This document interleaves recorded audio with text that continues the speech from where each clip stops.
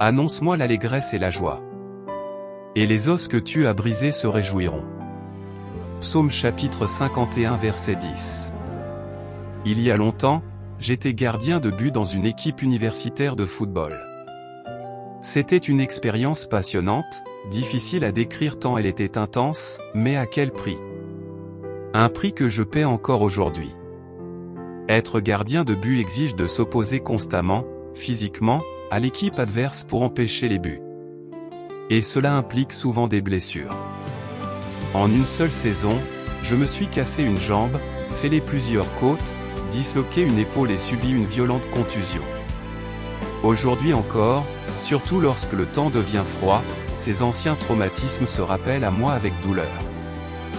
David, lui aussi, portait en lui des os brisés. Mais ces blessures n'étaient pas physiques, elles étaient spirituelles. Après être tombé dans le péché à la suite de son aventure avec Bathsheba, et après avoir provoqué la mort de son mari, David fut sévèrement repris par Dieu.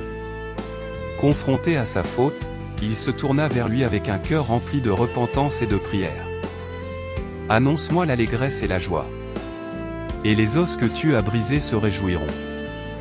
La correction de Dieu fut si profonde que David avait l'impression d'avoir les os brisés. Pourtant, au milieu de cette douleur, il a gardé une conviction forte, le Dieu de grâce est capable de restaurer, de guérir et de redonner la joie. Dans nos propres échecs et nos péchés, nous pouvons trouver du réconfort dans cette vérité, Dieu nous aime suffisamment pour nous corriger. Sa discipline n'est pas une condamnation, mais un chemin pour nous ramener à lui et nous restaurer. Chez Dieu, la main qui corrige et la main qui aime ne font qu'une.